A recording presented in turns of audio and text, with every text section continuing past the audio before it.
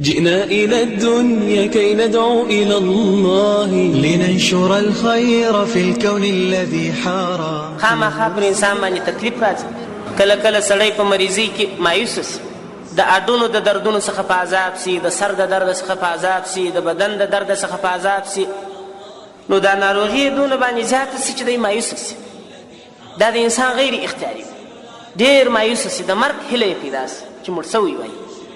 نو احادیثو کې راځي سړی به د مرګ تمنا نه کوي، د مرګ غوښتنه به د الله څخه نه کوي چې ما یا الهي مړ کړي، بس بلا مې مړ کړه یا الهي د دنیا ژوند را باندې تنګ سو.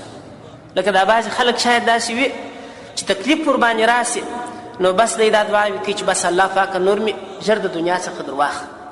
د مرګ دعا به نه کوي سړی، د مرګ تمنا او امید به نه کوي.